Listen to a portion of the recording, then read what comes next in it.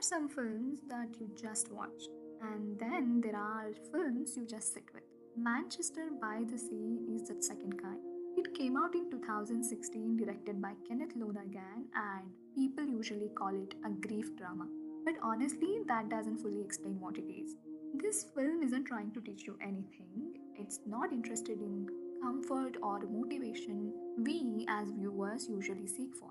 It's simply about what it feels like when something breaks inside you and never really fixes itself. And that's why this movie stays with people for so long. Let me say this upfront. If you are expecting a big emotional release or a healing journey, a hopeful or an inspiring ending, this film might frustrate you. Manchester by the Sea is quiet, it's slow, and sometimes it feels emotionally distant on purpose. But if you like films that treat pain realistically without trying to solve it, this one hits very differently.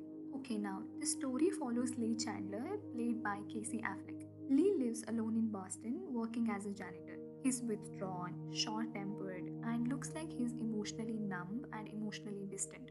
One day, he gets a call telling him that his brother Joe has died suddenly from a heart condition.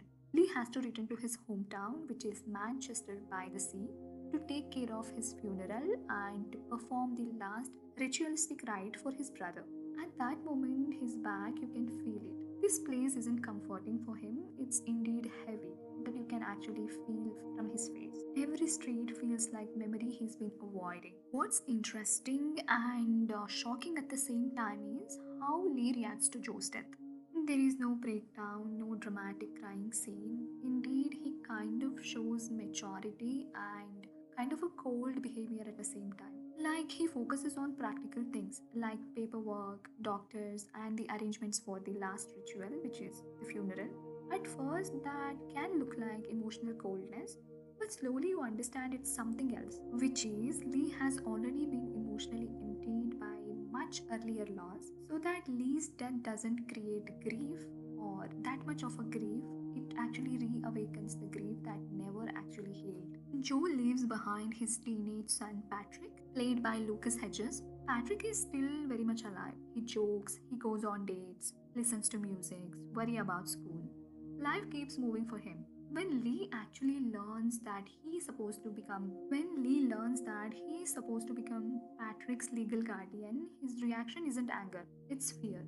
Not because he doesn't care, but because he doesn't trust himself to be responsible for another life. And that fear has a reason. Through flashbacks, the movie reveals what happened years earlier. After a long night of drinking, Lee leaves the house for briefly. He makes a small human mistake and the fire breaks. In that fire, his children die. What breaks Lee isn't just the loss, but how it happened. There was no hatred or no intention, just careless. And that's why he can't forgive himself. Because when something terrible happens because of you, even accidentally, moving on feels impossible. And Lee doesn't believe accident deserve forgiveness.